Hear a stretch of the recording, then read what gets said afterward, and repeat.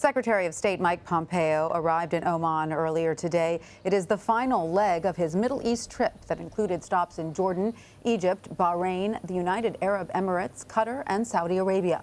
The administration's stance towards Iran and the pullout of U.S. troops in Syria are among the top issues he discussed. But while in Saudi Arabia, the murder of Jamal Khashoggi and the war in Yemen dominated talks. Gwen Baumgardner has more on that from London.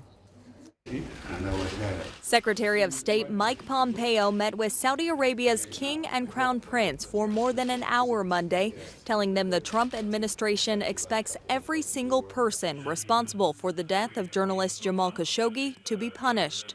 They both acknowledged that accountability needed to take place. They talked about the process that's occurring inside of the country, both the investigative process and the judicial process. U.S. intelligence suggests Crown Prince Mohammad bin Salman may have ordered Khashoggi's killing.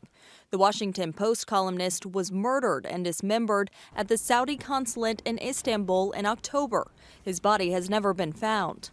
The investigation has heightened tensions between Washington and Saudi Arabia, with U.S. lawmakers demanding America stop supporting the Saudi-led war in Yemen. Pompeo pressed Saudi leaders to find a political solution to the conflict and to help counter Iran's increasing assertiveness in the region. Pompeo has made stops across the Middle East, reassuring Arab leaders President Trump's decision to withdraw forces from Syria does not mean America is abandoning the region or the fight against ISIS. Gwen Baumgardner, CBS News. For more, Behnam Ben Taleblu joins us now from Washington. He's a research fellow at the Foundation for Defense of Democracies. Behnam, welcome. It's great to have you with us. Now, Pompeo has said Khashoggi's killer must be held accountable, but several reports have suggested that Crown Prince Mohammed bin Salman ordered his murder. Was Pompeo's message then adequate? I think Pompeo, as a representative of the Trump administration, really does want to put the Khashoggi affair behind him.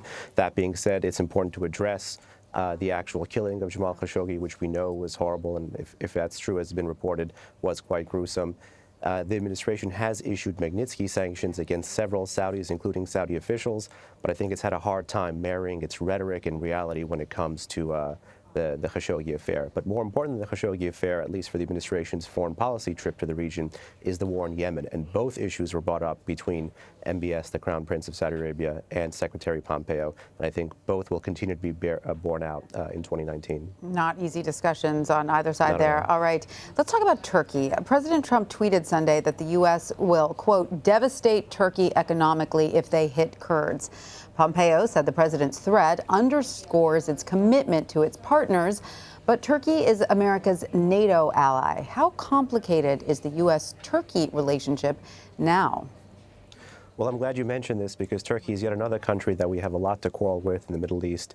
Turkey has been permissive when it comes to terror finance and has actually had multiple positions on the Syrian civil war. It's not helpful, of course, that Turkey wants to actually go in and crush the Syrian Kurds, although it is also trying to develop a relationship with them at the same time. I think squaring the circle on Turkey is key. But then again, I don't think a deterrent message sent in the form of a tweet will be enough. I think U.S. forces would be a sufficient thing to deter the Turks. And in the absence of that, I don't know what can. And I think this administration is going to begin to realize, as 2019 drags on, how tough it's going to be to deter Turkish action against Syrian Kurds and what the Syrian Kurds may look to do. So are you saying that tweets can't compete with a military presence? Tweets can compete with a military presence. Sometimes tough messaging does get you a bit of a reward. We saw that with Iran in 2017. But once your adversaries realize that there is no action to back up that rhetoric, you're in the worst of both worlds. All right. Now, Behnam, during the trip, Pompeo urged for greater unity between the Gulf states against Iran, particularly when it comes to Qatar. Can you explain the reasoning behind this? Well, even before the Qatar dispute with the other GCC states, particularly Saudi Arabia, those countries, those Arab countries of the Persian Gulf, had a hard time uniting against Iran because of their own internal quarrels.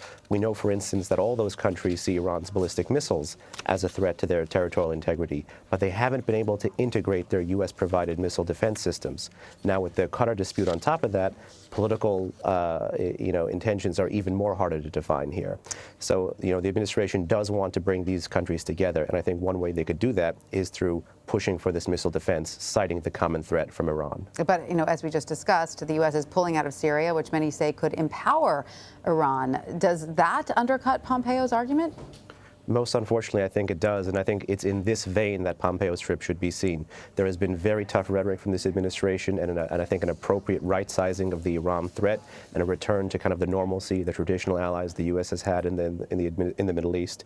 But when it comes to the Iran threat, I think sanctions and rhetoric may not be enough. You need to have a deterrent military posture in the region, and no one is saying strip CENTCOM out, but those 2,000 forces in Syria did play a deterrent role, and having them there, even though they were there under the auspices of the anti-ISIS mission, did have an effect on Iran's calculus, and you see that in the Iranian press today. All right, so now looking ahead, in February, the U.S. plans to host countries from all over the world for an Iran-focused meeting in Poland.